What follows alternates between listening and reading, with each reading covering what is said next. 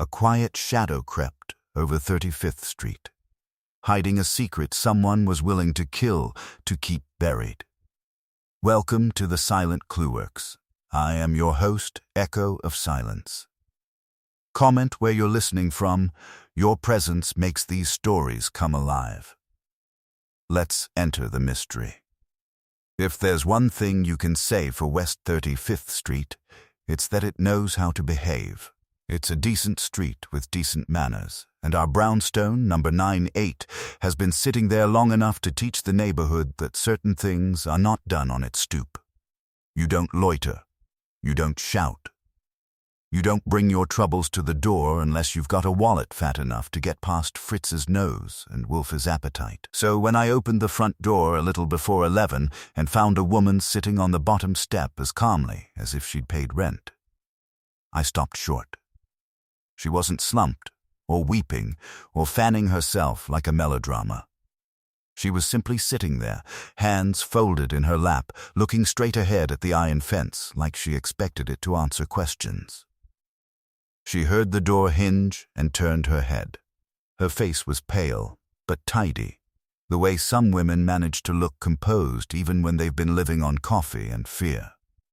She got up without hurry. "Mr. Goodwin?" she asked. "Depends who's asking," I said. "If you're selling something, Fritz can take it. If you're suing somebody, Sol Panza's the fellow you want. And if you're here to see Mr. Wolfe, you're about 2 inches from a closed door. I'm not selling. I'm not suing." Her voice was low, steady. "I need to speak to Mr. Wolfe." "That makes 2 of us," I told her. "Come inside. At least the street won't hear you." I didn't say Fritz was watching from the kitchen door, but he was. Fritz is a better sentry than any bulldog because he doesn't bark, he judges. I let her pass, got the door shut, and took her into the front room. She looked around without gawking. That told me she wasn't a tourist, and she wasn't stupid. "What's your name?" I asked. "Lenora Vance." "Occupation?" She hesitated just a beat. "I work for the Fenton Import Company." That little beat was a bell you could hear if you'd spent years listening for them. Fenton Import was on 35th, 3 blocks east, a business that had been around long enough to be respectable and secretive in equal portions. Wolfe knew it the way he knew the menu at Rusterman's, by reputation and by appetite. I nodded toward the chair. "Sit. I'll see if Mr. Wolfe is willing to be disturbed." Her mouth tightened at the word disturbed, like I'd touched a bruise. I went up to the office door. Wolfe's voice came out before my knuckles hit wood. "Archie, do not admit a stranger." I opened the door anyway and stepped in. Wolfe was in his chair behind the desk, vast as a courthouse, his eyes half-lidded but not relaxed. That's the trick with him. You can tell he's alert by how still he is. "It's too late," I said. "She's in the front room." "Name's Lenora Vance, works at Fenton Import." At the name his eyelids rose a fraction. Not surprise, exactly. More like recognition of an unpleasant taste. "Is she bleeding?" "No." "Is she hysterical?" "No." "She's tidy and scared." The quiet kind, Wolfe's lips compressed. He glanced at the clock. "It is not yet noon, I know. That's why it's interesting." His eyes moved to mine. "He doesn't like being handled, not even by me, but he appreciates efficiency the way a priest appreciates silence." After a moment he said, "Bring her." I went back down and brought Lenora Vance into the office. She walked like she'd already made up her mind not to run, which meant she'd been chased long enough to get tired. Wolfe didn't offer a greeting. He seldom does. He indicated the red leather chair with a slight movement of his eyes, and she sat.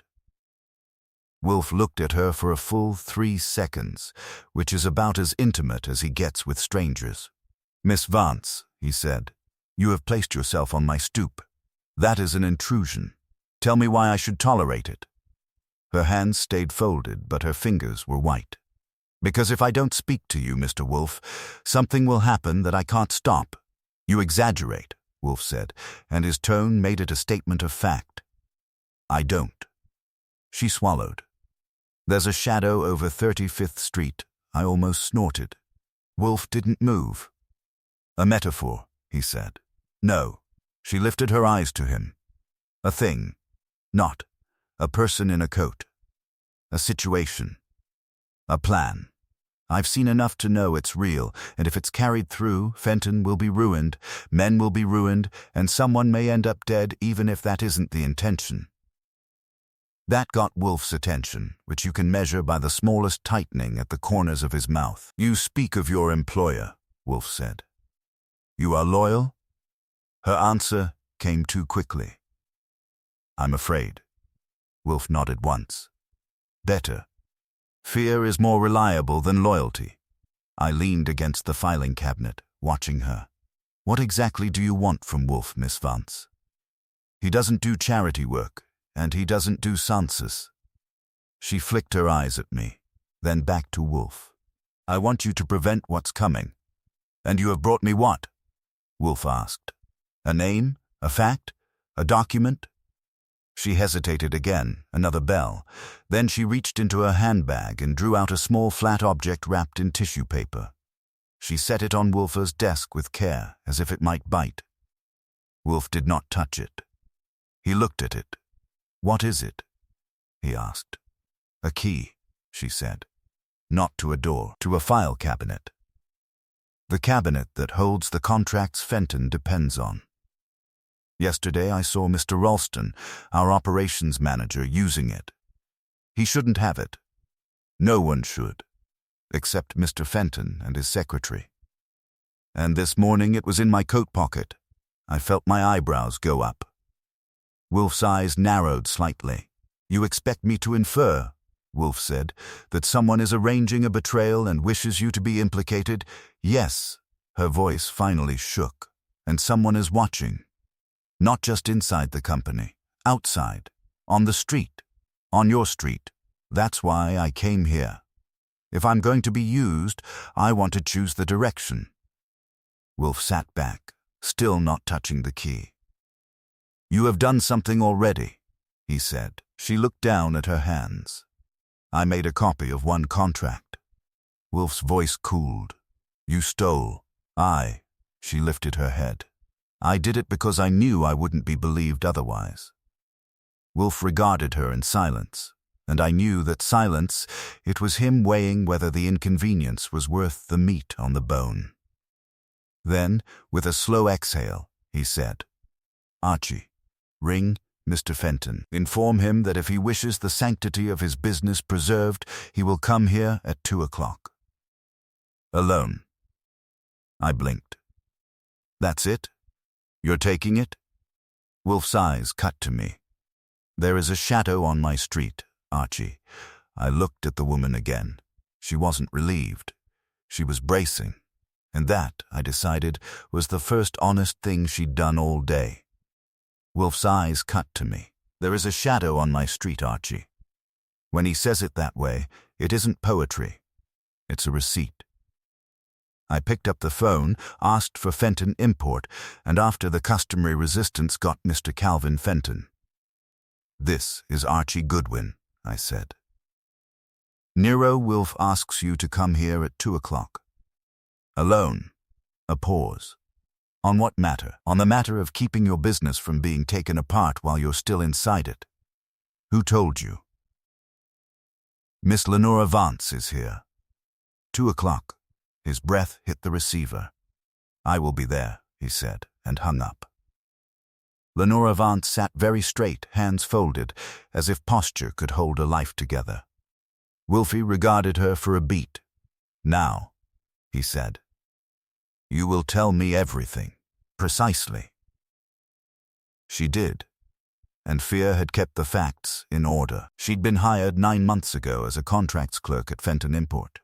2 weeks ago, Hugo Ralston began asking her for copies of agreements that weren't his concern, exclusives, penalty clauses, addenda.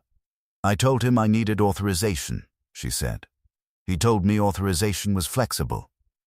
Wolfe's mouth tightened. An imbecile's creed. After she refused, small disturbances began, a drawer left unlatched, a file shifted, a memo clipped backward.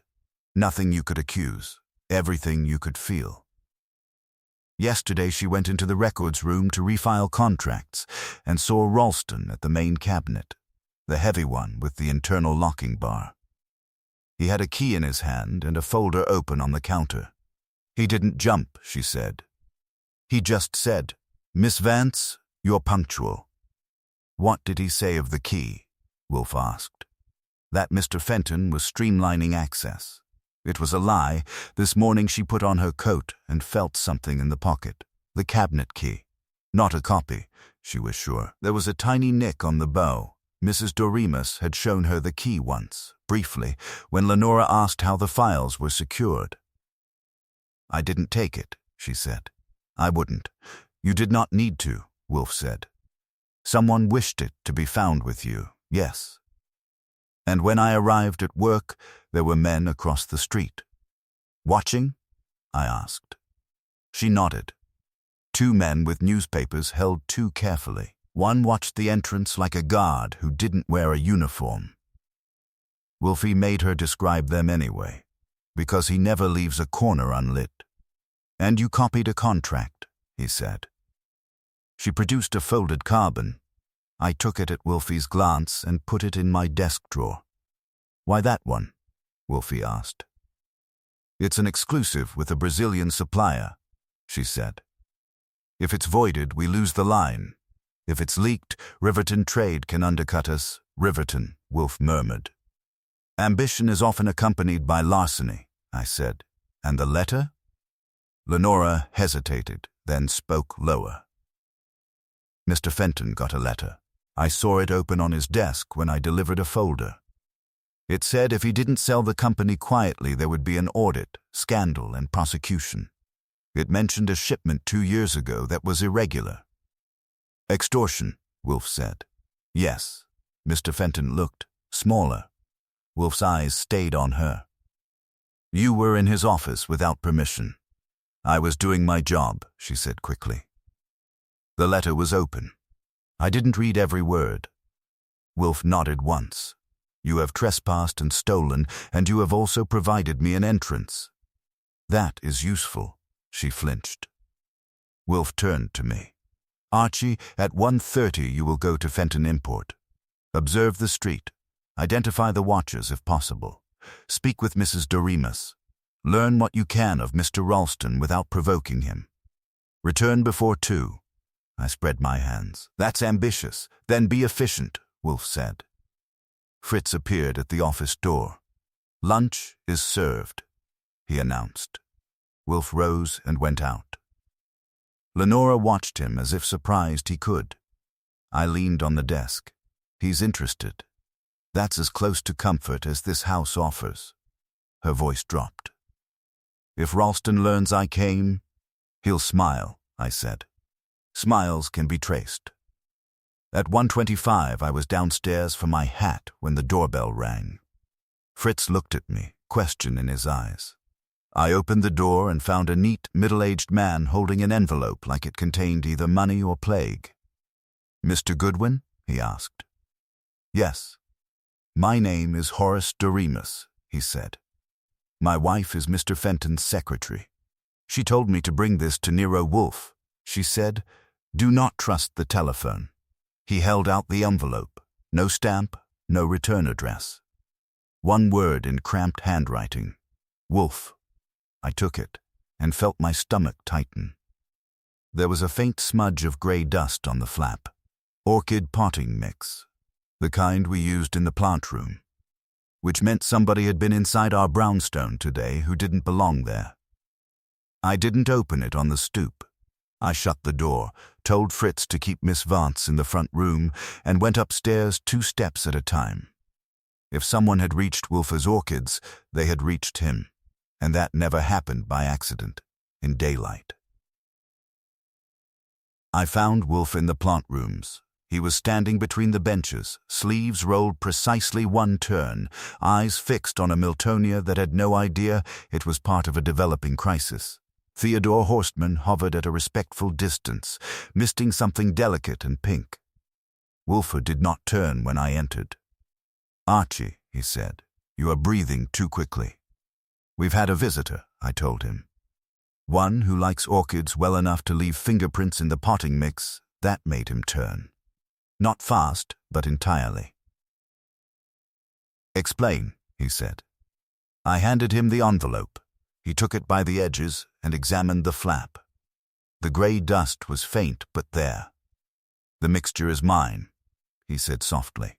"The ratio is particular, meaning whoever sealed that envelope had access to your benches." He looked at Theodore. "When did you leave the room?" "At noon, sir," Theodore said. "For luncheon. I locked the door." Wolfe's gaze sharpened. "And before noon?" "No one entered," Theodore said firmly. "I was here." I said, "The envelope was delivered 5 minutes ago by Horace Doremus. Says his wife told him to bring it. No stamp." Handed over like a confession, Wolfe broke the seal with a letter opener Theodore produced as if it were surgical equipment. Inside was a single sheet, typed. Wolfe read it once. His jaw hardened. He read it again and handed it to me. It was brief. "Mr. Wolfe, curiosity is expensive. Advise Miss Vance to return what she has taken and to remain silent. You will be compensated for your time. If you persist, the shadow will lengthen." "A friend."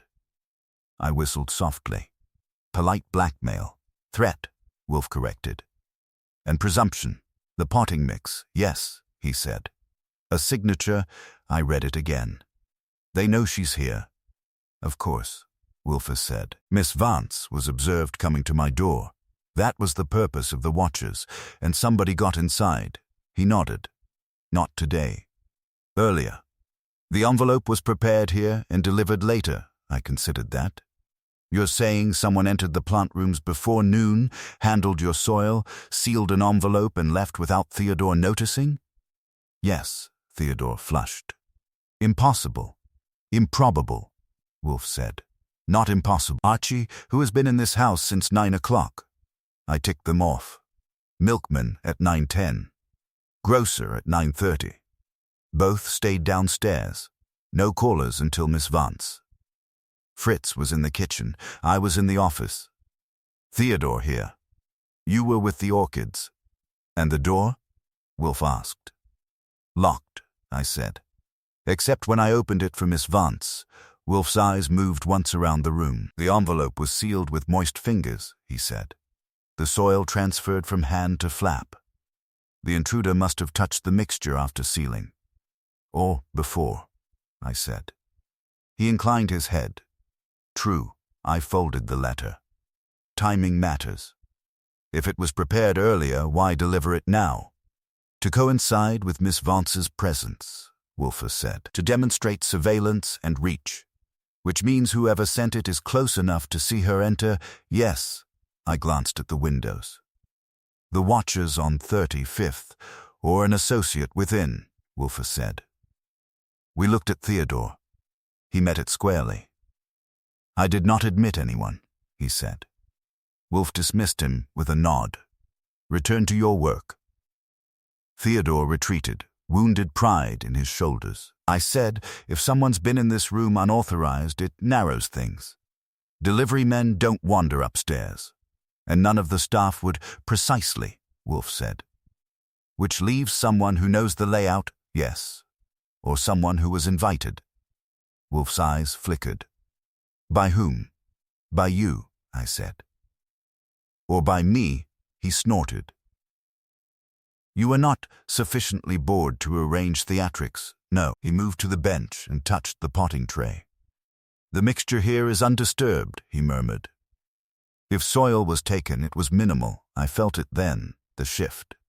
The case wasn't only about Fenton anymore. It had crossed the threshold. "You're annoyed," I said. "I am violated," he corrected. There it was.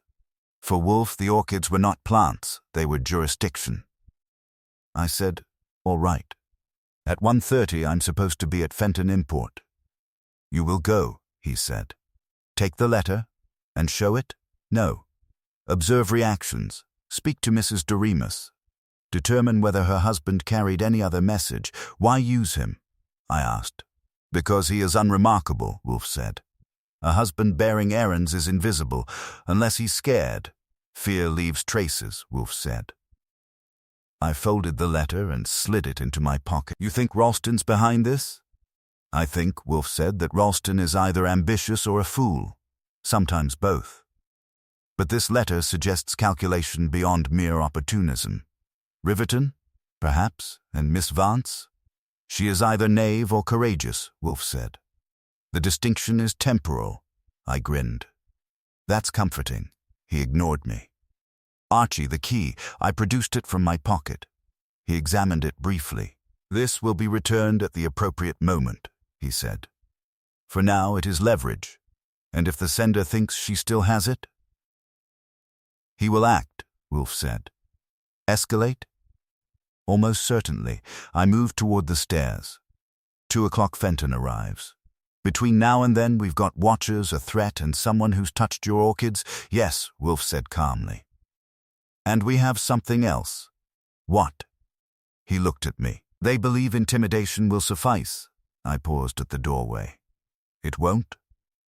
He lifted a brow. Archie, no one lengthens a shadow across my house and remains unexamined. That was as close to a declaration of war as he ever came.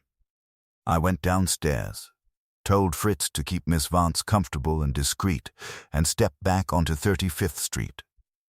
Across the way, 2 men with newspapers stood exactly where Lenora had described, and this time they were watching me. They weren't reading. One held his paper upside down. The other had it folded so neatly he might have been preserving it for a museum. Both wore overcoats too heavy for the day and expressions too blank for coincidence. I gave them a glance that said I'd noticed but didn't care, which is the best way to make a man uncertain. Then I turned east toward Fenton Import. I didn't look back, but I felt them rearrange. Footsteps, not close, not careless. They were good enough to keep distance, not good enough to disappear. Fenton Import occupied the 2nd and 3rd floors of a narrow brick building that smelled faintly of spices and ink. The ground floor was a tailor's shop. I went up the stairs without hurry. Inside it was the kind of office that valued paper more than people. Desks in rows, files against walls, clerks bent over typewriters like penitents. The air hummed with quiet anxiety. Mrs. Doremus sat at a desk outside a frosted glass door marked Calvin Fenton. She was a thin woman with precise spectacles and the look of someone who balanced numbers even in her sleep. Mrs. Doremus, I said pleasantly. She looked up, recognition flickering. Mr. Goodwin, your husband delivered an envelope to my employer. Her lips tightened. Yes, why not bring it yourself? She glanced toward the office door. Because Mr. Fenton asked me to remain here. And because someone might have been watching. Someone is, I said. Across the street, a pulse moved in her throat. Then it has begun. What has? She hesitated, then leaned forward. Mr. Fenton received another letter this morning, similar to the first. It mentioned Miss Vance by name. That was quick, I said. Yes. Did Mr. Ralston see it? Her jaw firmed. Mr. Ralston sees everything he wishes to. Does he wish to see a great deal? Yes. Ambitious? Relentless? Loyal? She didn't answer. I shifted. The envelope delivered to Wolfe, did you prepare it? No, it was on Mr. Fenton's desk when I returned from filing. Anyone in his office? Mr. Ralston had just left. There it was. Did you see him touch anything? No. Does he have access to the records cabinet? Not officially. Unofficially? She met my eyes. I have never seen him use the key. But you've seen him near it. Yes, who else? She hesitated. Mr. Fenton. Myself. And once, briefly, Miss Vance, when she asked how the locking bar worked, so she knew what the key looked like. Yes. I let that hang.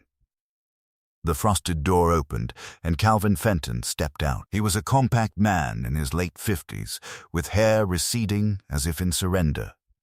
His suit fit well, but he wore it like a burden. "Mr. Goodwin," he said. "You have spoken to my secretary?" "Yes." He glanced at Mrs. Doremus. "Hold my calls."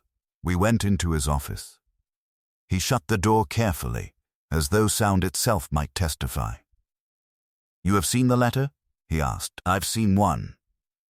There are two now." He handed me the second. Same typeface, same economy of menace. It named Lenora Vance as a thief. It suggested that unless Fenton accepted a strategic partnership within 72 hours, authorities would be informed of irregular import documentation from 2 years prior. "Is there truth in that?" I asked. He sank into his chair. "There was a shipment misdeclared to expedite customs. It was corrected. Fines were paid. Paper trail? Yes. Embarrassing? Potentially? Criminal?" He hesitated. "Arguable? Who knows?" "Mrs. Doremus, myself, our attorney." "And?" He stopped. "Ralston? Yes. Anyone else? No. Why hasn't he left for Riverton already?" "Because he believes he can have this company," Fenton said quietly. "By pushing you into a partnership that isn't one." "Yes. And Miss Vance, I don't know why she's involved," he said. "She's competent." "Reserved? Too honest?" I asked. He looked at me sharply. "Possibly." I stood. "You're expected at Wolfe's at 2, I know. Come alone, I will." I stepped back into the outer office. As I passed the rows of desks, I slowed near Lenora's empty chair. The drawer was closed. The blotter aligned. Too aligned. I pulled the drawer open an inch. Empty. No personal effects, no compact, no stray pencil. She hadn't come in today. Or someone had cleaned. A voice behind me said, "Looking for something, Mr. Goodwin?" I turned. Hugo Ralston was taller than I expected, broad shoulders, clean shave, eyes that smiled without humor. "Just admiring order," I said. He smiled wider. "Order is essential, so is trust," I said. "Indeed. Do you trust Miss Vance?" He tilted his head. "Should I not?" "That depends," I said. "On whether she's being used." His gaze sharpened a fraction. "Used? As leverage? By whom?" "That's what Wolfe intends to determine." He held my eyes. "Wolfe should be careful." "Why?" "Shadows," he said lightly. "They distort. And sometimes reveal," I said. We stood there, clerks pretending not to listen. 2 o'clock, I said. "Mr. Fenton will be absent." "I'm aware," Ralston said. "Of course you are." I left before the exchange could grow teeth. Outside, the 2 men with newspapers were gone. That bothered me more than if they'd stayed. When I reached the brownstone, the street looked ordinary again. Too ordinary. I let myself in, closed the door, and went upstairs. Wolfe was at his desk. Lenora Vance sat rigid in the red leather chair. "And?" Wolfe asked. "Ralston knows," I said. "About everything." Wolfe nodded once. The doorbell rang. Fritz's steps moved toward it. Wolfe folded his hands on his desk. "Now," he said softly, "we begin."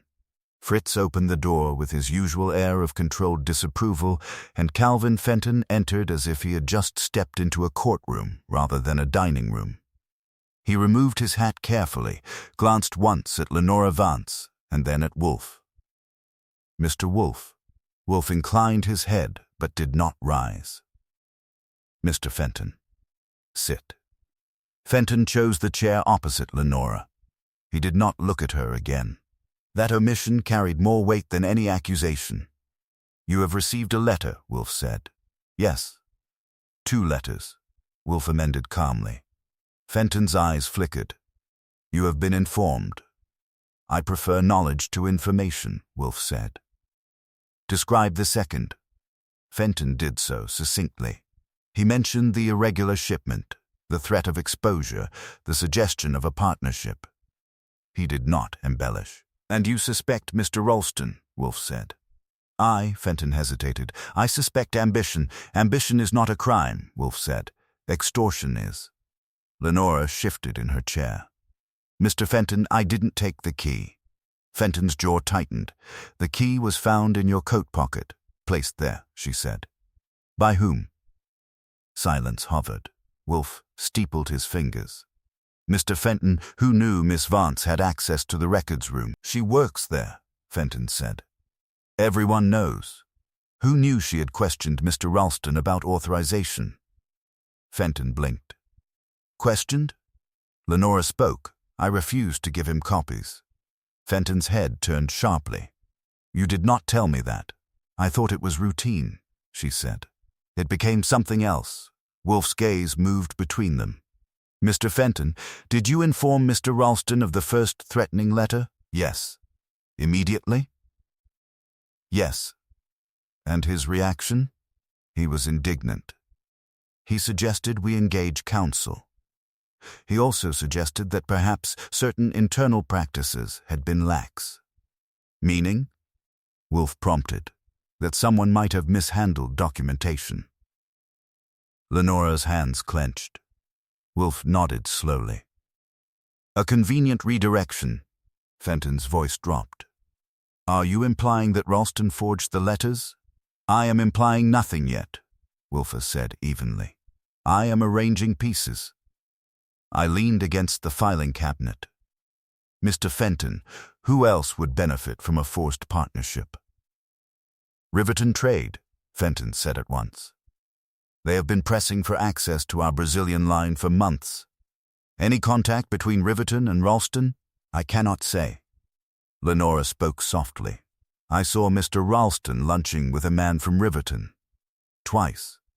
Fenton stared at her. Why did you not tell me? I wasn't sure it mattered, she said. It matters now, I said. Wolfe lifted a hand for quiet. Mr. Fenton, you will answer precisely. 2 years ago, the irregular shipment. Who handled the documentation? I did, Fenton said. With Mrs. Doremus. Did Mr. Ralston know at the time? Yes. He advised against the correction, said it would draw attention. And when you corrected it, he said nothing. Wolfe's eyes narrowed. Silence can be an investment. The room grew still. Fenton shifted. Mr. Wolfe, I will not have my company destroyed by rumor.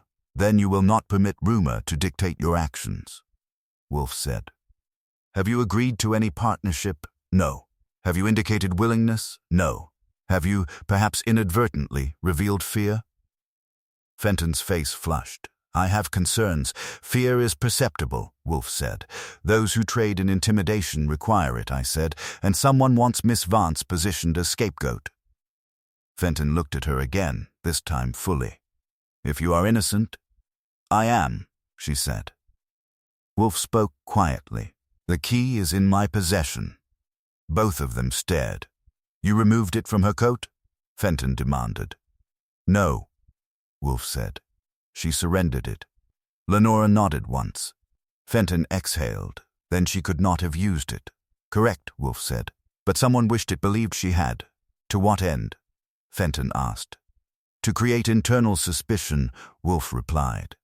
To isolate her, to pressure you, and to warn us, I added, that surveillance extends beyond your office.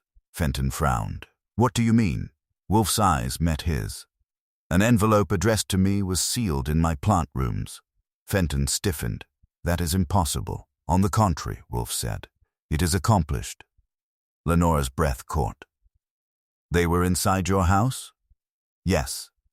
Her fear sharpened, but Wolfe's voice remained level, a calculated trespass. Symbolic.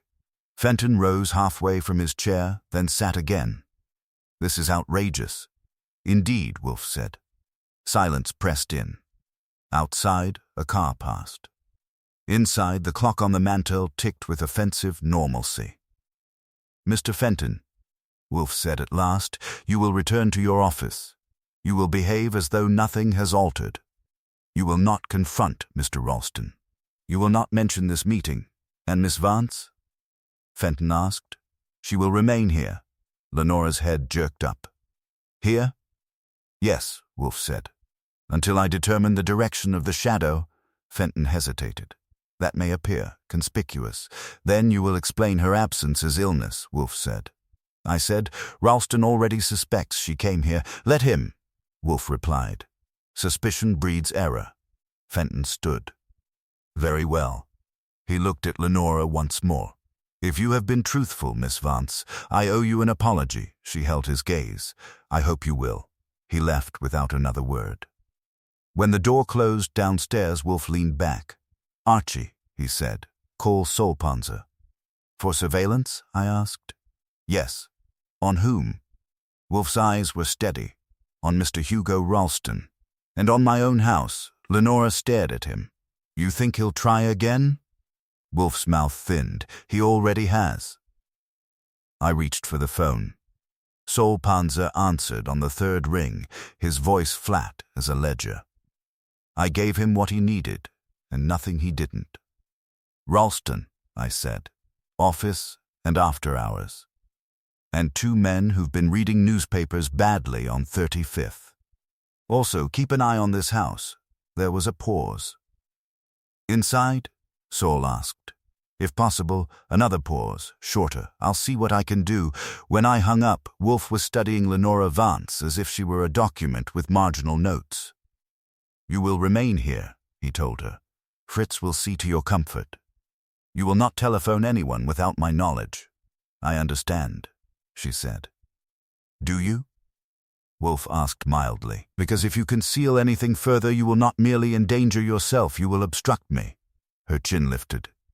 I have nothing else to conceal. Wolfe regarded her for a long second. We shall see. He dismissed her with a nod. I escorted her downstairs, settled her in the front room with a book she didn't open, and returned upstairs. Wolfe had not moved. You're weighing her, I said. Yes. Against what? Against the possibility that she is more than a pawn. You think she planted the key herself? I think, Wolfe said, that fear is a versatile mask. I sat. She didn't strike me as that clever. Cleverness is not required, Wolfe said. Only desperation. Or instruction, I said. He inclined his head. Precisely. The phone rang before I could elaborate. I picked it up. Saul's voice again. The 2 on 35th are freelance muscle. Names, Greeley and Moss. Small time.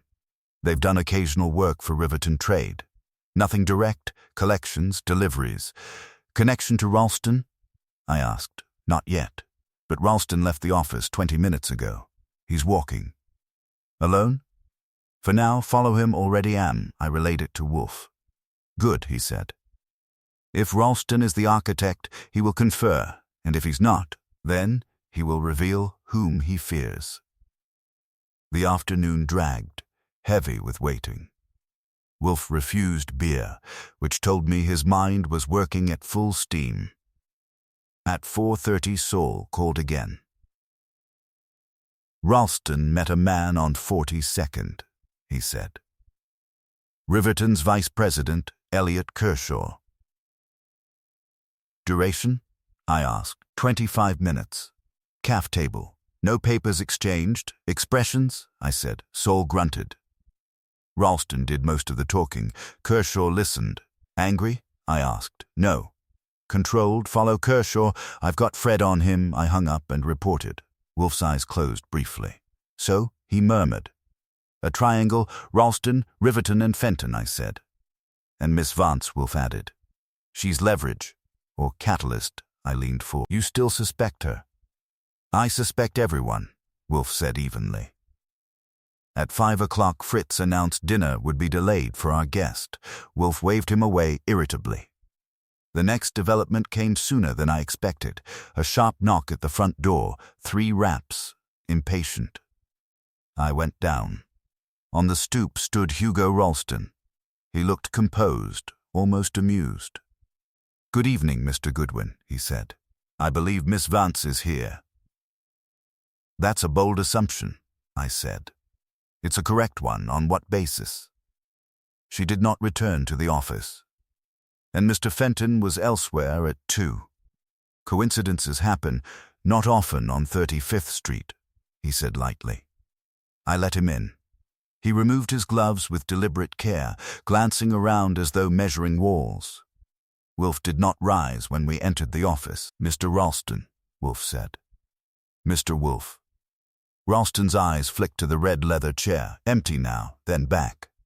I've come to retrieve company property, he said. The key? Wolfe asked. Ralston's smile thinned. Among other things, Wolfe folded his hands. You accuse Miss Vance?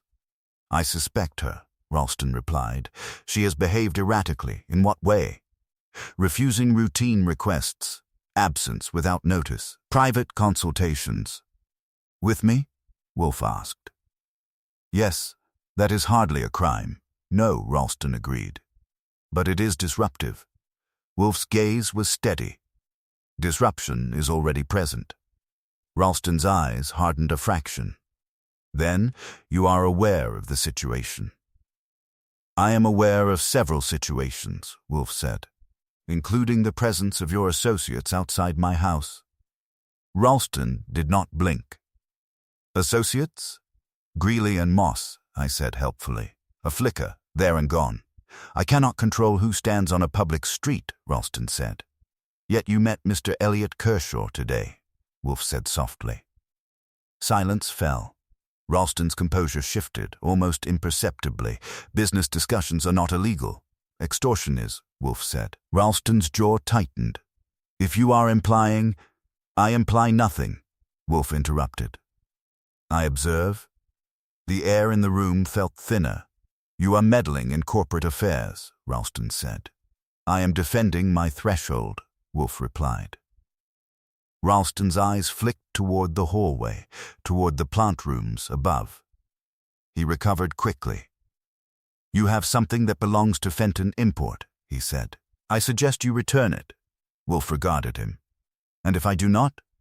Ralston's smile returned, colder. Then the shadow will lengthen. There it was again. Wolfe's voice was almost gentle. Mr. Ralston, shadows are cast by objects. I intend to locate the object. Ralston held his gaze. And if the object resists? He asked. Then, Wolfe said quietly, it will be illuminated. For a heartbeat, neither moved. Then Ralston inclined his head slightly. I look forward to that. He turned and left. I listened to the door close. Well, I said, he's either very confident or very scared. Wolfe's eyes were half-lidded again, but not relaxed.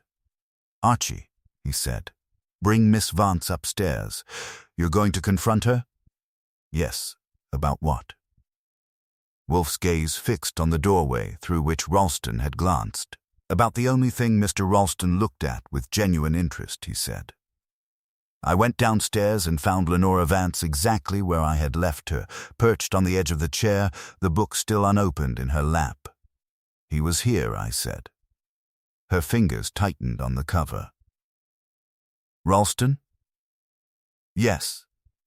Color drained from her face. What did he say? That he'd like his key back? And that shadows are lengthening all over the place? She stood without another word. I led her upstairs. Wolfe did not gesture toward the chair this time. He simply looked at her until she sat. Mr. Ralston has just departed, he said. I assumed he would come, she replied. You assumed? Wolfe's brows rose a fraction. On what basis? He does not like uncertainty, she said. He would want to see how much you know. And how much do you believe I know? Wolfe asked. She met his gaze. Enough to be dangerous. Wolfe's lips compressed briefly. You attribute to me a taste for peril? I attribute to you intelligence, she said. That is less hazardous, he murmured. Miss Vance, Mr. Ralston displayed particular interest in the upper floors of this house. Her eyes flicked upward involuntarily. You see? Wolfe said softly. She swallowed. I don't understand. Do not insult me, Wolfe said, not raising his voice. You came here with a key in your pocket and a copy of a contract in your handbag. You have spoken of surveillance and intimidation. Yet when Mr. Ralston glanced toward my plant rooms, you reacted. She stopped. Archie, Wolfe said without looking at me. Close the door. I did. Wolfe leaned back slightly. Miss Vance, did you enter my plant rooms today? Her head snapped up. No, have you ever? No. Did anyone from Fenton Import know that the envelope delivered here had been prepared in those rooms? I don't know what you mean, she said. Wolfe's eyes hardened. The envelope bore residue from my potting mixture. It was sealed here, her breath caught. That's impossible. On the contrary, she stared at him. I have never been upstairs. That may be true, Wolfe said, but someone who wished to implicate you might benefit from suggesting access. Her voice trembled now. You think I planted it? I think, Wolfe said, that you are the nexus. Nexus? She repeated. The point at which lines intersect, Wolfe said. Mr. Ralston presses you for contracts. You refuse. Letters appear. A key is found in your coat. You come to me. An envelope is delivered from within my house. I didn't. Silence, Wolfe said gently. You have omitted something. Her hands twisted in her lap. For a long moment, she said nothing. Then, quietly, there was a phone call. When? I asked. Last night. From whom? I don't know. The voice was altered. What did it say? Wolfe asked. It said if I wanted to avoid disgrace, I should do as I was told. That I should put the key in my pocket and come here. My stomach tightened. You were instructed to come here? Yes. Specifically here? Yes. Why didn't you say that before? I demanded. She looked at me, then at Wolfe, because I thought if I told you, you would refuse to help. Wolfe's eyes closed briefly. Imbecility. I was frightened, she said. You still are, he replied. But fear does not justify concealment. I said, what else did the voice say? That Mr. Ralston was only part of it, she whispered. That if I wanted protection, I should bring the copy of the Brazilian contract and go to Nero Wolfe. Those were the exact words. Wolfe's gaze sharpened. The caller named me. Yes, then the scheme encompasses more than corporate maneuvering, Wolfe said. I paced once across the rug. So someone sets her up with the key, tells her to come here, ensures she's seen, plants an envelope in your orchids and sends watchers. To what end? Wolfe murmured. To pull you in, I said. Yes, Lenora stared at him. Why? Wolfe regarded her steadily. Because my involvement alters the balance. Between Fenton and Riverton? She asked. Between whoever orchestrates this and those he manipulates, Wolfe corrected. I stopped pacing. You think Ralston's being used? Possibly, Wolfe said. Or he is partner to someone more subtle. Lenora's voice was barely audible. The caller said something else. Wolfe's eyes fixed on her. Proceed. He said the shadow was not over 35th Street, she said slowly. It was under it. Silence settled like dust. Under? I said. Yes. Wolfe's fingers tapped once on the arm of his chair. Curious. Meaning? I asked. Meaning, Wolfe said, that the object casting the shadow may not be visible above ground. You think this is about more than contracts, I said. I think, Wolfe replied, that the Brazilian agreement may be bait. Lenora looked from one to the other of us. Bait for what? Wolfe's eyes moved to me. Archie, obtain the file from my desk. I handed him the copy she had brought. Wolfe studied it, then looked up. Miss Vance, who negotiated this contract? Mr. Fenton and our attorney, and who processed the shipment 2 years ago. She hesitated. Mr. Ralston oversaw logistics. Wolfe nodded slowly. Under the street, he murmured. I felt it click. Customs declarations? Yes, Wolfe said. Import documentation. Storage facilities. Warehouses. Lenora's face went pale again. There's a sub-basement under the Fenton building. Old storage. Hardly used. Wolfe's eyes sharpened to points. Who has access? Only senior staff. Names, Wolfe said. Mr. Fenton. Mr. Ralston. And? She swallowed. The building superintendent. Wolfe leaned back. Archie, he said quietly, we are no longer dealing with ambition alone. You think there's something stored down there, I said. I think, Wolfe replied, that someone fears illumination beneath 35th Street. And they dragged you in to control it, I said. Yes. Lenora's voice shook. What will you do? Wolfe's gaze was steady, almost serene. I will call them all, he said, and ask what lies in the dark. Wolfe did not rise. He rarely did for strategy. He simply extended one vast hand toward the telephone. Archie, he said, you will arrange a gathering tomorrow evening. Mr. Fenton. Mr. Ralston. Mrs. Doremus. Mr. Elliot Kershaw of Riverton Trade, and the superintendent of the Fenton building. On what pretext? I asked. Truth, Wolfe said. If they decline, use curiosity. I grinned faintly. That's usually enough. Lenora sat motionless, absorbing the widening circle. You think they'll come? They will, Wolfe said. Each believes he controls the narrative. Each will wish to hear what I think I know. And what do you think you know? She asked. Wolfe's eyes rested on her. That the Brazilian contract is not the fulcrum. The irregular shipment 2 years ago is... You said it was corrected, she whispered. On paper, Wolfe replied. I leaned forward. You're thinking the sub-basement was used to store something undeclared. Possibly, Wolfe said. Or to alter documentation. The phrase under the street suggests concealment beneath legitimate operations. Lenora's voice trembled. Smuggling? Or diversion? Wolfe said.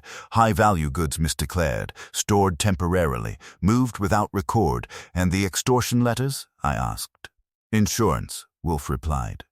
If the scheme falters, exposure ruins Fenton and implicates Ralston. And Riverton? I said. Riverton may seek advantage, Wolfe said. But whether they devised this or were invited remains unclear.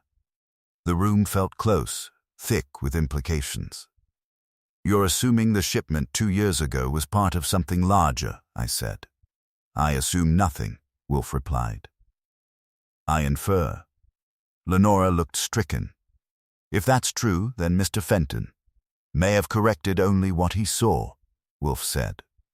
Or what he was permitted to see, I straightened. You think Ralston managed the logistics and skimmed, or facilitated, Wolfe said. And now someone wants control of whatever's still hidden, I said. Yes, Lenora's hands gripped the chair arms. There's nothing down there now. I've never seen. You have never been shown, Wolfe said. Silence settled again. I broke it. We could go look. Wolfe turned his head slowly. You propose trespass? I propose confirmation. And alert our adversary? Wolfe said. No, we will compel disclosure in this room. You think they'll admit to underground storage because you asked nicely? I said. Wolfe's eyes flickered. I do not ask nicely.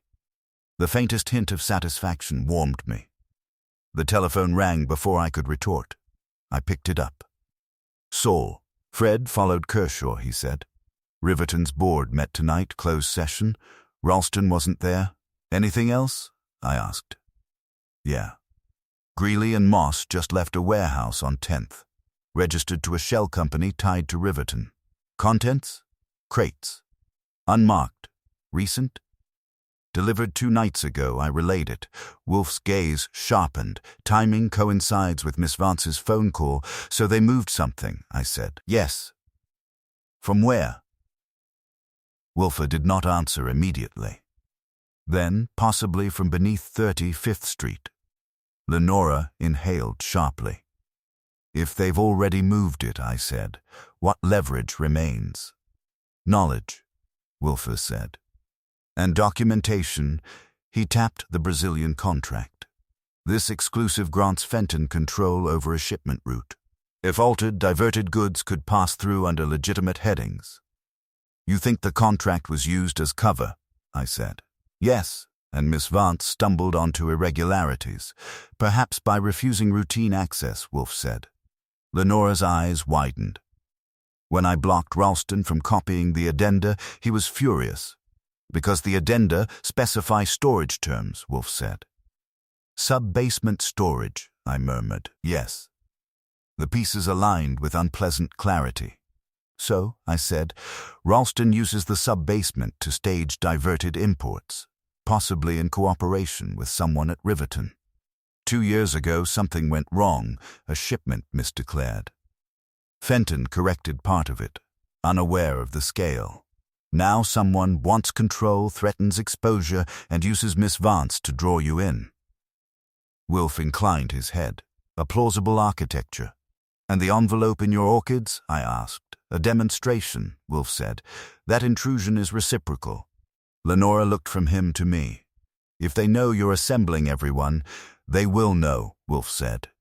Mr. Ralston will inform them, and they might not come, she said. They will, Wolfe repeated. Because absence implies guilt. The clock chimed 8. Fritz entered quietly. Dinner is ready. Wolfe's expression shifted almost imperceptibly. We will dine, Lenora stared. Now? Yes, Wolfe said. Clarity requires nourishment. She gave a faint, incredulous laugh that bordered on hysteria. Miss Vance, Wolfe said calmly, panic is wasted motion. Eat.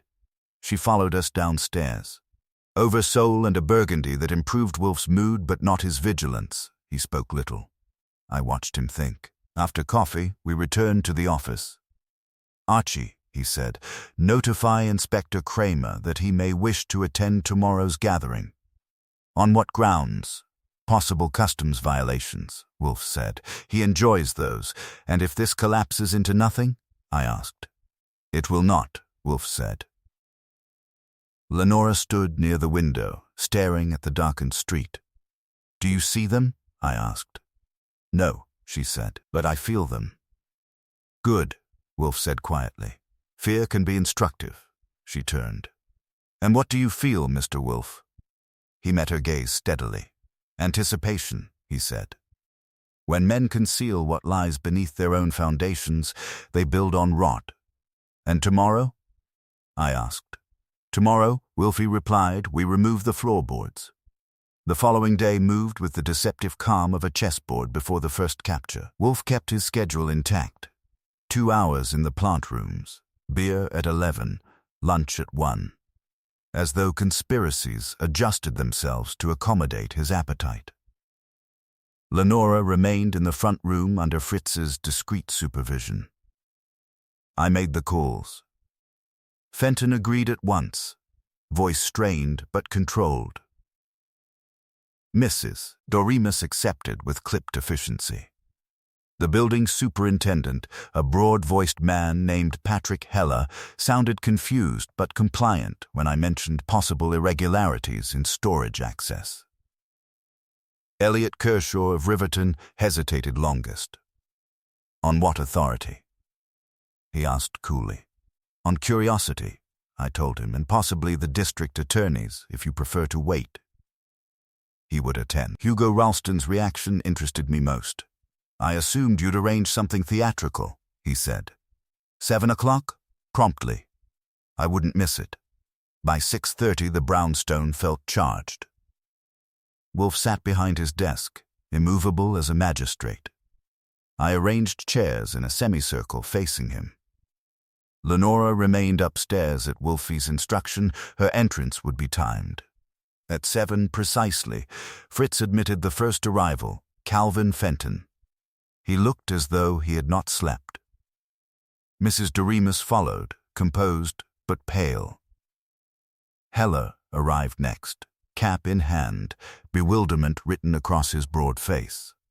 Kershaw entered with polished restraint, eyes scanning the room with professional detachment. Ralston came last.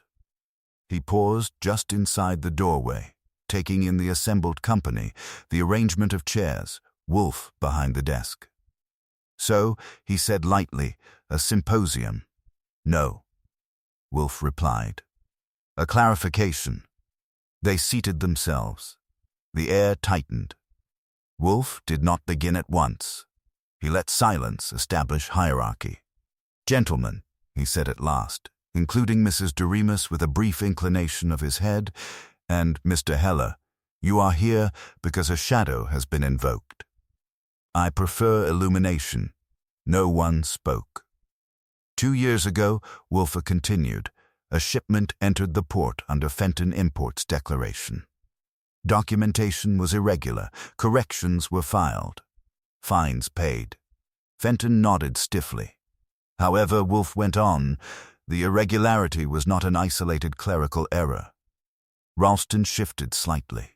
Wolfe's gaze fixed on him. Mr. Ralston oversaw logistics at that time. Yes, Ralston said evenly, as part of my duties. And those duties included access to the sub-basement storage beneath the Fenton building, Wolfe said. Heller frowned. Storage has been half empty for years, has it? Wolfe asked mildly. Heller blinked. Well, mostly old crates, nothing recent. Define recent, Wolfe said. Heller hesitated. Couple nights ago, some men came through, said they were clearing outdated inventory. All eyes swung to him. Who authorized that? Fenton demanded. Heller looked alarmed. Mr. Ralston's office called. Ralston's expression did not change. Routine consolidation into a Riverton-affiliated warehouse on 10th Avenue? Wolfe asked softly. Kershaw's composure tightened almost imperceptibly. I have no knowledge of that, Kershaw said. Yet 2 of your contracted operatives were present, Wolfe replied. Kershaw's gaze flicked toward Ralston. The first fissure. Wolfe leaned back. Miss Vance will join us. I rose and brought her down. Her entrance altered the atmosphere. Guilt dislikes witnesses. She took a seat at the end of the row.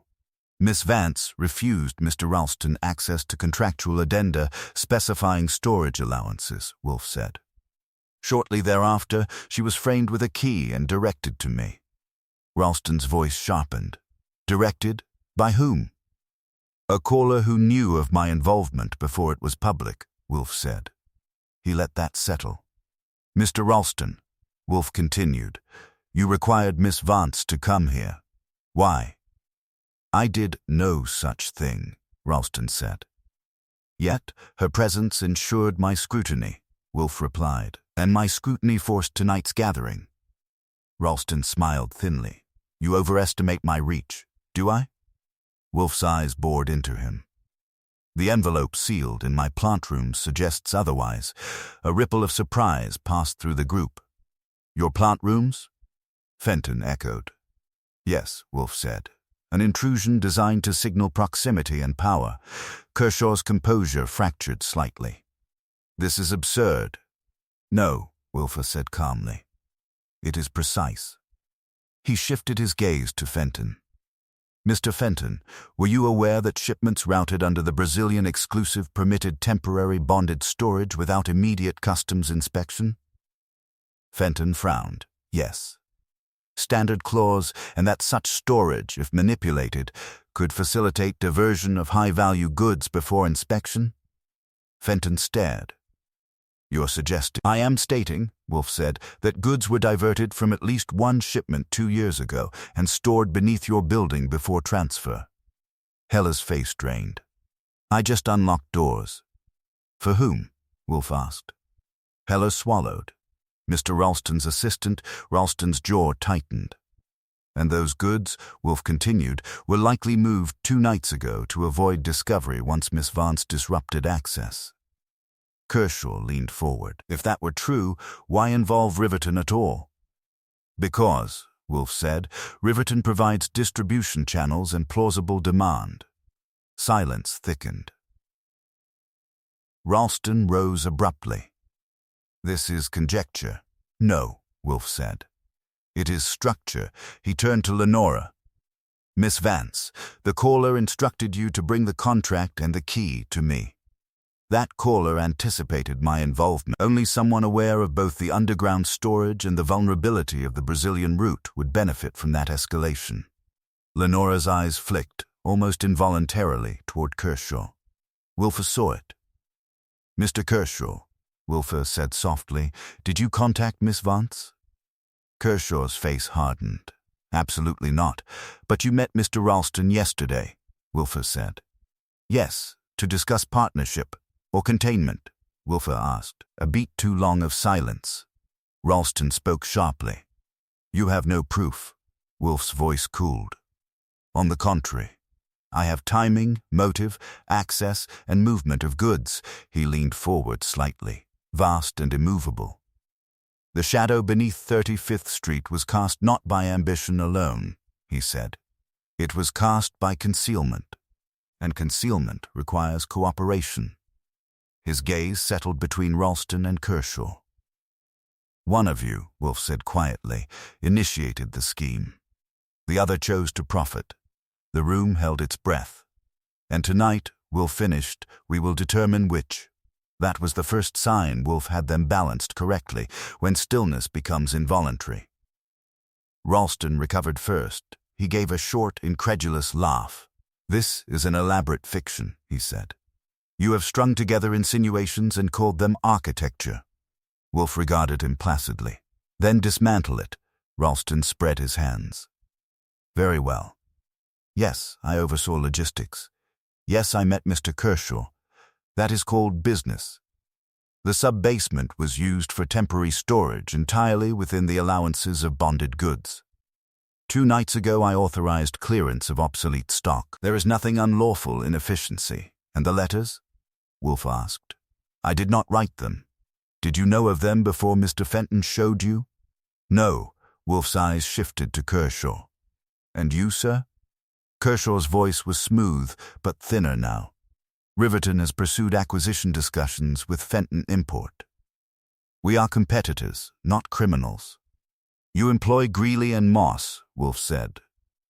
For security and transport, Kershaw replied, as do many firms. To collect unmarked crates from beneath 35th Street, Wolfe asked. Kershaw's jaw tightened. If goods were transferred, they were purchased. Purchased from whom? Wolfe inquired. Silence. Wolfe turned to Heller. Mr. Heller, when the crates were removed 2 nights ago, did you see invoices? Heller shook his head slowly. No, sir, just instructions. Signed? Wolfe pressed. Typed memo. No signature. From whose office? Wolfe asked. Heller hesitated. It came down through Mr. Ralston's assistant. Ralston's voice sharpened. Routine delegation. Wolfe nodded. Of course. Mr. Fenton, did you authorize liquidation of basement inventory? Fenton's face was rigid. No. A crack widened. Wolfe's gaze returned to Ralston. You assert efficiency, yet you removed goods without executive authorization during a period of extortion threats. Coincidence, Ralston said. Coincidence? Wolfe echoed. A convenient refuge. Lenora sat very still, eyes fixed on Ralston. Wolfe continued, his tone unhurried. 2 years ago, an irregular shipment. You advised against correction, Mr. Ralston. I believed unnecessary attention would damage the company, Ralston replied. And yet, Wolfe said, that shipment established a method. Ralston's eyes flashed. What method? To divert selected crates under cover of bonded storage before inspection, Wolfe said. Temporarily housed beneath the street. Then redistributed through an external channel.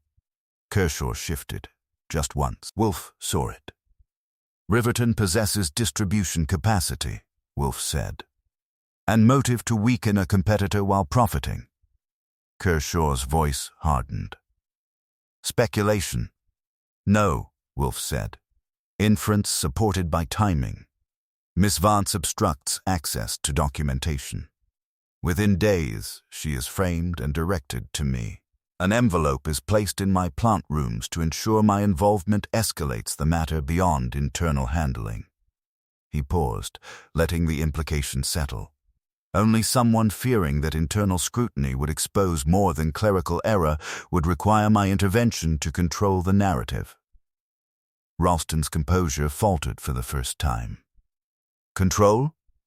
You are the one escalating. Precisely, Wolfe said softly, and that was required. A beat of silence. Required? Fenton echoed.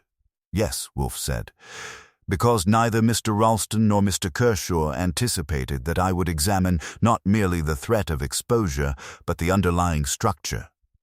Ralston's eyes narrowed. What structure? Wolfe leaned forward slightly, his bulk immovable. The extortion letters were not designed to force partnership, he said. They were designed to prompt Mr. Fenton to consult counsel or authorities, thereby triggering scrutiny of past shipments. Fenton stared. Why would anyone invite that? To erase evidence before it could be found, Wolfe replied. Understanding dawned slowly around the room. The crates removed 2 nights ago, Wolfe continued, were not obsolete inventory. They were residual diverted goods from prior shipments, moved once Miss Vance's refusal suggested instability. Kershaw's control cracked. That is absurd. No firm would leave contraband idle for 2 years. Unless it served as leverage, Wolfe said. Insurance against exposure. Or collateral in negotiation. Ralston shot him a look. Sharp. Warning. There. Wolfe's eyes cooled. You see, he said almost gently, the flaw lay not in diversion, it lay in duplication. Duplication? Mrs. Doremus whispered. Yes, Wolfe said. 2 letters. One to intimidate Mr. Fenton, one delivered to me. Different purposes, he turned to Ralston. You did not author the letters, Wolfe said. But you benefited from the first. Ralston's jaw tightened. And you did not anticipate the second, Wolfe continued, because it was not written by you. All eyes shifted to Kershaw. Kershaw rose abruptly. This is outrageous. Sit, Wolfe said. The word was quiet, but it carried weight. Kershaw hesitated, then remained standing. You sought leverage over both Fenton and Ralston, Wolfe said. By threatening exposure, you compelled Ralston to accelerate removal of goods. By directing Miss Vance to me, you ensured escalation beyond his control. Ralston's face drained of color. You, Kershaw turned on him. You assured us the basement was secure. There was nothing to expose until you panicked, Ralston snapped. The room erupted into accusation. Wolfe did not raise his voice. Gentlemen, he said. Silence fell again, ragged this time. Mr. Ralston initiated diversion 2 years ago, Wolfe said. Mr. Kershaw later discovered it and chose partnership rather than disclosure. When Miss Vance disrupted access, Mr. Kershaw attempted to seize control by manufacturing crisis. Kershaw's composure collapsed into anger. You have no proof. Wolfe inclined his head slightly. On the contrary, Inspector Kramer is downstairs. As if summoned by the word, heavy footsteps sounded in the hall. Ralston closed his eyes briefly. Kershaw's fists clenched. Wolfe leaned back, serene. The shadow over 35th Street, he said quietly, was cast by greed beneath it.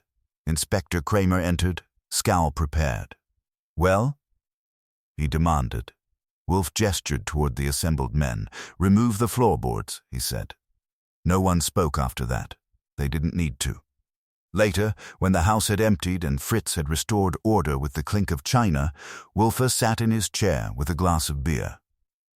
Commerce, he said, almost thoughtfully, is honorable only when daylight suffices. I stretched my legs. And when it doesn't? I asked. He sipped. Then, he said, it breeds shadows. I looked at the quiet street beyond the window. 35th looks respectable again, I said. Wolfe's eyes closed. It always does, he replied. I decided that was as close to peace as we were going to get.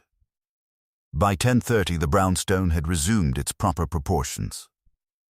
Inspector Kramer had taken Ralston and Kershaw away in a state of mutual hostility that promised hours of productive interrogation.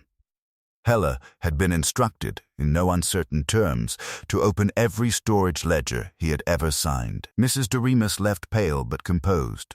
Calvin Fenton remained behind at Wolfe's request.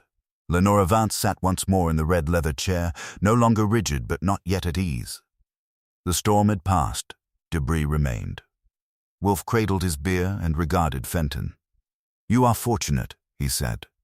Fenton exhaled slowly. "Fortunate? Yes. Mr. Ralston's greed exceeded his caution. Mr. Kershaw's ambition exceeded his patience. Between them, they created instability." Fenton ran a hand over his thinning hair. "I trusted him." "Trust," Wolfe said, "is not a substitute for oversight." Lenora looked at Fenton. "Did you know? Even a little?" He met her gaze. "I knew he was ambitious. I did not know he was diverting shipments." Wolfe's eyes opened fully. "You suspected irregularities 2 years ago. You corrected paperwork but did not examine logistics." Fenton flushed. "I believed the correction sufficient. It was sufficient to preserve appearances," Wolfe said, "not substance." Silence settled. "I broke it." For the record, the second letter, the one that sent Miss Vance here, was Kershaw's idea. Wolfe inclined his head. "Yes." Lenora frowned. "How are you certain?" Wolfe turned to her. "Because Mr. Ralston required stability. His scheme depended upon quiet continuation. He would not invite external scrutiny, especially mine." "And Kershaw?" she asked. "Kershaw arrived later," Wolfe said. "He discovered diversion and chose partnership. But when you obstructed access, Mr. Ralston hesitated. Kershaw, fearing exposure or loss of leverage, manufactured crisis by directing me to you," she murmured. "Yes," Wolfe said. "He calculated that my involvement would compel confrontation, forcing Ralston either to accelerate removal of goods or to negotiate on Kershaw's terms." "And the envelope in your orchids?" I asked. "A flourish," Wolfe said dryly. "To demonstrate reach and intimidate." Lenora shook her head slowly. "He used me, yes," Wolfe said. Fenton's voice was heavy, "and Ralston used my company." "Each used what was available," Wolfe said. "You provided access. Miss Vance provided integrity. I provided illumination." I grinned faintly. "You make it sound tidy. It is not tidy," Wolfe replied. "It is concluded." Fenton straightened. "The authorities will find proof? They will find discrepancies in shipping weights, bonded storage records, and warehouse transfers," Wolfe said. "Mr. Ralston will attempt to minimize his role. Mr. Kershaw will attempt to implicate him exclusively. Between them, clarity will emerge." Fenton nodded slowly. "And my company? If you cooperate fully," Wolfe said, "and if your prior correction was genuine, you may survive reputational damage." "May?" Fenton echoed. "Commerce," Wolfe said evenly, "is unforgiving." Lenora drew a quiet breath. "What happens to me?" Wolfe's gaze softened a fraction. "You will decide whether to continue employment under reformed supervision or to seek a less compromised environment." Fenton turned to her. "Miss Vance, I owe you more than apology." She held his eyes steadily. "You owe yourself vigilance." He inclined his head. After Fenton departed, the house grew quiet in earnest. Lenora remained seated, as though reluctant to move too quickly and disturb the fragile calm. "You're safe," I told her. She gave a faint, weary smile. For now, Wolfe set down his glass. "Safety is relative. Clarity is preferable." She rose. "Mr. Wolfe, thank you."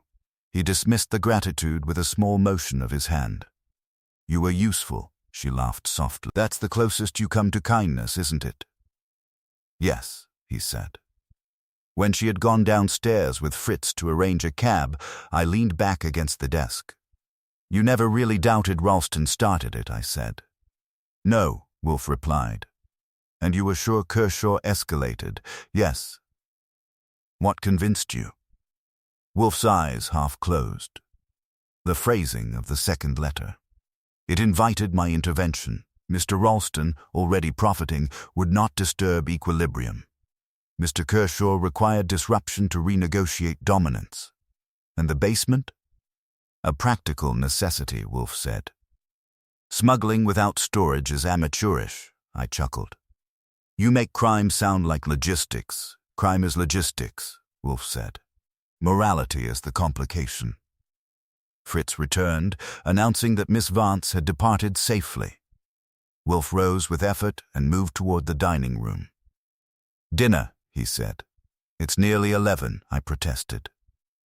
"Justice," Wolfe replied, "stimulates appetite." Over cold roast and a burgundy that had not been intimidated by shadows, Wolfe ate with restored composure. When we returned to the office, the street outside lay calm and respectable once more. 35th has its dignity back, I said. Wolfe settled into his chair. "It never lost it," he replied. "Men did." I considered that. "And beneath the street?" I asked. "Empty," Wolfe said. "As such places eventually become." He closed his eyes. I looked out at the quiet stoop where it had begun, with a woman sitting straight-backed and frightened. Shadows, I decided, don't disappear. They just wait for the light to shift. Behind me, Wolfe's voice drifted, reflective and precise. "Archie," he said, "remember this. Concealment corrodes. Exposure nourishes. Even commerce." "Yes, sir," I said. And for once the street outside seemed content to agree.